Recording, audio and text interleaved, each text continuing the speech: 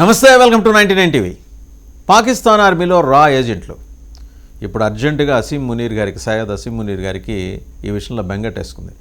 ఎందుకంటే ఈ మధ్యనే బ్రిటన్లో ఇమ్రాన్ ఖాన్ పార్టీ వాళ్ళు, పీటీఐ పార్టీ వాళ్ళు ఒక బ్రహ్మాండమైన ర్యాలీ చేస్తే అందులో ఒక మహిళ మాట్లాడింది, ఈ అసీం మునీర్ని లేపేస్తారు, ఇంతకుముందు జియావుల్ హక్ని ఆయన ప్రయాణం చేస్తున్న హెలికాప్టర్లో లేపేసినట్టు ఈయన కూడా, అయితే ఈయన హెలికాప్టర్ కాదు, కార్ బాంబ్ బ్లాస్ట్లో ఈయన్ని లేపేసే ప్రమాదం ఉంది కాదు, ఖచ్చితంగా జరుగుతుందని చెప్పింది. వెంబడి ఉలిక్కిపడింది పాకిస్తాన్.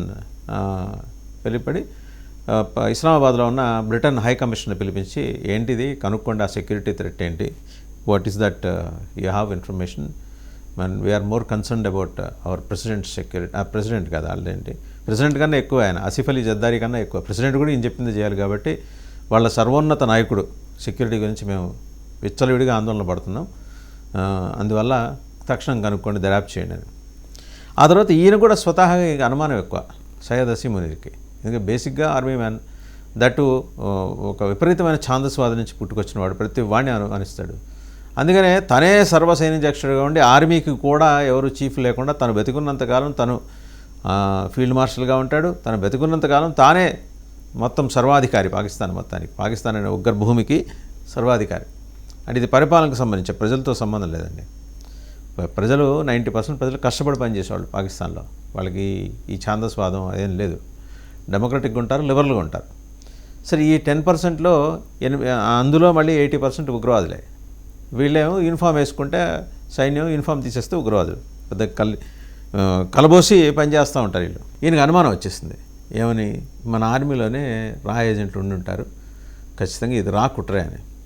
వెంబడే జల్లెడ పట్టి అనుమానాస్పదంగా ఉన్న వాళ్ళందరినీ విడిగా మరి రావల్పిండి మిలిటరీ హెడ్ క్వార్టర్స్కి పిలిపించుకున్నట్టు, అది సమాచారం.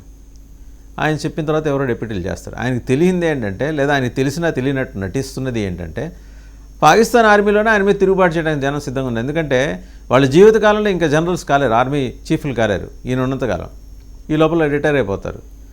ఏదన్నా ఉంటే ఈయన తదనంతరం అక్కడే ఆర్మీలో, అట్లీస్ట్ నావీకిను ఎయిర్ ఫోర్స్కి వాళ్ళు చీఫ్లు ఉంటే, పాకిస్తాన్ ఆర్మీకి చీఫ్ లేడు, ఈయనే ఆ బాధ్యత కూడా. సరే, ఇప్పుడు రా ఏజెంట్ ఏం చేయబోతున్నారంటే, ఒకసారి చరిత్రలోకి వెళ్ళాలి మనం.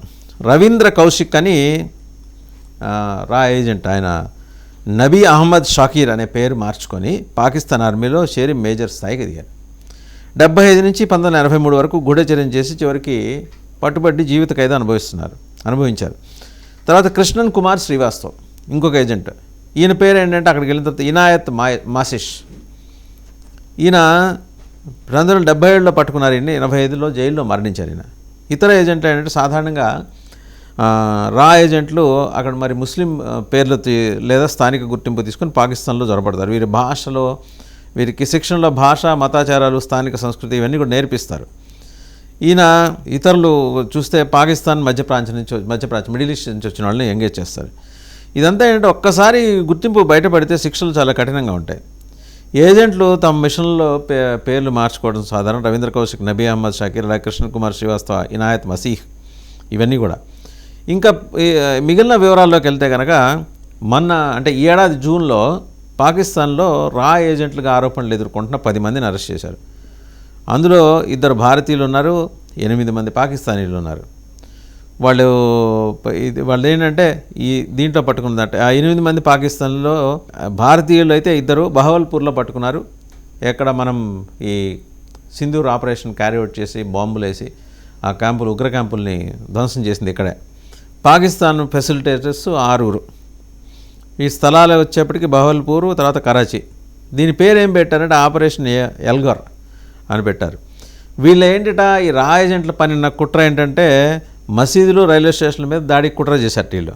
ఇది సరే, అది వాళ్ళ ఆరోపణ, వాళ్ళు కుట్ర చేశారు. కుట్ర చేసినట్టు ఎవరు చెప్పారు, మనకి సిఐడి ఉన్నట్టు వాళ్ళకి సిటీడీ అని ఉంది, Pakistan counter terrorism department. Punjab అదనపు ఐజీ, అంటే పాకిస్తాన్లో ఉన్న పంజాబ్ అడిషనల్ ఐజీ షహజాదా సుల్తాన్, ఆయన లాహోర్ ప్రెస్ కాన్ఫరెన్స్లో ఈ వివరాలన్నీ కూడా పెట్టారనమాట. సో వీళ్ళు పంజాబ్ బహవల్పూర్, బహావల్ నగర్, అలాగే సింధ్, కరాచీ ఈ ప్రాంతాల్లో వీళ్ళు పట్టుబడ్డారు. సో ఓవరాల్గా వీళ్ళ చరిత్ర ఏంటంటే, వాళ్ళు ఆరోపిస్తున్నట్టు రా వచ్చి చేస్తోంది, రా చేస్తుండే బట్టి మా ప్రెసిడెంట్కి ఇప్పుడు ప్రాణభయం, అదే ప్రెసిడెంట్ కాదు సారీ మా సర్వ సైన్య అధ్యక్షుడు సర్వాధికారి, ప్రెసిడెంట్ కన్నా కూడా సుప్రీం, మా సుప్రీంకి ప్రాణభయం కాబట్టి రా మీద మేము ఎక్కువ నిఘా పెట్టాం. రాయే బలూచిల్ని రెచ్చగొడుతోంది, రాయే తాలిబాన్ తెహరీకి తాలిబాన్ పాకిస్తాన్ వీళ్ళని రెచ్చగొడుతోంది. అటు ఆఫ్ఘనిస్తాన్లో తాలిబాన్ గవర్నమెంట్ తోటి సత్సంబంధాలు పెట్టుకొని వాళ్ళని ఉసుగొలుపుతోంది.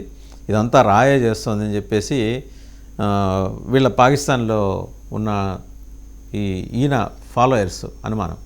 అందాగెందుకు మొన్నటికి మొన్న వాళ్ళ ప్రెసిడెంట్ ఒక రబ్బర్ స్టాంప్ ఉంటాడు అక్కడైనా, బేనజీర్ భుట్టో హస్బెండ్ ఆసిఫ్ అలీ జర్దారీ, ఆయన మాట్లాడుతూ ఈ ఆపరేషన్ బిగిన్ అవ్వగానే కబురు వచ్చింది, వెంబడే నా పర్సనల్ అసిస్టెంట్ వచ్చి చెప్పాడు మనం బంకర్లోకి వెళ్ళిపోదామని. అప్పుడు నేను అన్నాను యుద్ధంలో మరణించాలి యోధుడు అనేవాడు, నేను బంకర్లోకి రానని చెప్పాను. అంటే సడన్గా ఆయన ఇది ఎందుకు ఈ ప్రస్తావన తీసుకొచ్చాడు? ఒక్కసారి మీరు రెండు సంఘటనలు కలపండి. అటు లండన్లో జరిగిన ర్యాలీలో, పీటీఐ ర్యాలీలో, అంటే అది ఇమ్రాన్ ఖాన్ పార్టీకి సంబంధించిన ర్యాలీలో ఒక మహిళ మునిని లేపేస్తారన్న 2-3 రోజుల వ్యవధిలో ఈయన మాట్లాడారు. ఈ రెండింటిని కలిపితే ఈయనకు కూడా ఆందోళన ఉన్నట్టుంది, ఏదో జరగబోతోంది అనేది. సో అందువల్ల మేము బంకర్లో కాదు యుద్ధంలో మరణిస్తాం. Pakistan is prepared for the worst అనే మెసేజ్ అయితే స్పష్టంగా కనబడుతుంది. ఇప్పుడు నిజంగా అక్కడ రా ఏజెంట్లు ఉన్నారంటే భారతదేశం నుంచే వెళ్ళి ఉండక్కర్లా, అక్కడే ఎంగేజ్ అయ్యి పనిచేసే వాళ్ళు కూడా ఉంటారు. అలాగే అన్ని దేశాలకి వేరే దేశాల్లో ఉంటాయి. ఏమో చెప్పలేం, పాకిస్తాన్ వాళ్ళు మనకి వేల సంఖ్యలో ఉన్నారు, స్లీపర్ సెల్సే ఉన్నారు ఇక్కడ. అలాంటిది అక్కడ రా ఏజెంట్లు ఉన్నారు అని వాళ్ళు ఆరోపించడంలో పెద్దగా మనం ఆశ్చర్యపడాల్సింది ఏం లేదు. ఉంటే ఉండుండొచ్చు కాక. కానీ ఆ రా ఏజెంట్లు ఇప్పుడు వాళ్ళ సర్వాధికారి మీద హత్యాయత్నం చేయబోతున్నారు, చంపబోతున్నారు అని ఒక పిక్చర్ అక్కడ ఇవ్వబోతోంది అనమాట ఈ పాకిస్తాన్ ఇంటర్ సర్వీసెస్ ఇంటెలిజెన్స్. అసలు విషయం ఏంటంటే ఫండింగ్ దగ్గర తేడా పడి జైషే మొహమ్మద్కి మాత్రమే డబ్బులు ఇస్తున్నాడు, లష్కర్ ఏ తోయిబాకి ఇవ్వట్లా ఆయన. ఎందుకంటే పాకిస్తాన్కి వచ్చే ఫండింగ్ సన్నగిలింది. మరి ఎన్ని ఉగ్రవాద సంస్థల్ని పోషిస్తారు వాళ్ళు? జైషే మొహమ్మద్కి ఇచ్చారు. మరి లష్కర్ ఏ తోయిబాకి ఇవ్వకపోవడంతో ఇప్పుడు వాళ్ళు ఎదురు తిరిగారు. తర్వాత పాకిస్తాన్లో ఉన్న తాలిబాన్ తెహరీకే పాకిస్తాన్ ఎదురు తిరిగింది, బలూచి లిబరేషన్ ఆర్మీ ఎదురు తిరిగింది. ఇన్ని సమస్యల మధ్య ఆయనకి థ్రెట్ ఎక్కడి నుంచి ఉండొచ్చు. అందుకనే బుల్లెట్ ప్రూఫ్ జాకెట్ వేసుకొని తిరుగుతున్నట్ట. ఆ విలాసవంతమైన భవనం దాటి బయటికి రావట్లేట. చూద్దాం, ఆయన బయటికి రప్పించే ప్రయత్నాలు, బయటికి రప్పించే వ్యక్తులు చాలామంది ఉన్నారు. వస్తాడు, సంగతి తేల్చుకోవచ్చు.